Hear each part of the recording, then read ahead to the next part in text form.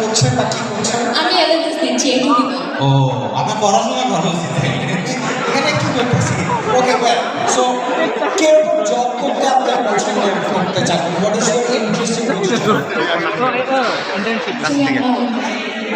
হ্যাঁ হ্যাঁ, you are not interested to do a job. আপনি জাস্ট স্টেজ উঠে চলে আসছেন। Okay okay, so this is ব্যাংকের চাকরি, ঠিক আছে? অ্যান্ড ইউ অ্যাপ্লাই ফর ব্যাংকের চাকরি। আমার অ্যাকাউন্টিং নাই। অ্যাপ্লাই করছেন কেন তাই? এভাবে কোন চাকরিতে মানুষ অ্যাপ্লাই করে?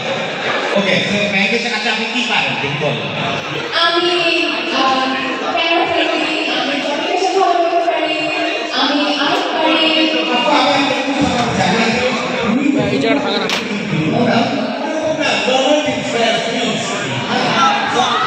আমি যেটা বলতে চাচ্ছি যে যখন ব্যাংকে চাকরি করবেন যদি বলে যে আমি ছবি তুলতে পারি, ফ্যামিলি ফ্রেন্ডলি খাওয়া পারি, তখন মনে হবে না ব্যাংকের সুখ। হ্যাঁ, তো আপনি এগুলো বলবেন না। করা আছে। এটা হচ্ছে ভালো একটা আনসার। এটা দেখাতে যাচ্ছে এরা স্টুডেন্ট, এদের অনেক হ্যাডাম। হ্যাঁ, আপনি উনি যদি আপনাকে বেশি চ্যালেঞ্জ করে আপনি বলবেন যে কি তোর ব্যাংক পুরাই দিবে। ঠিক আছে, নেক্সট।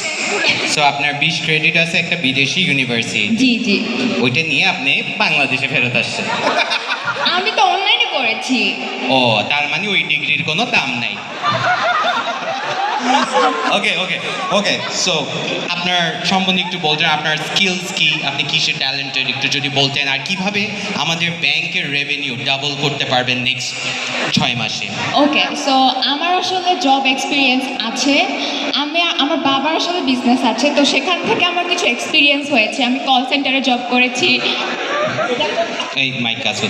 সো আপনি আপনার বাবার আন্ডারে চাকরি করছেন? জি।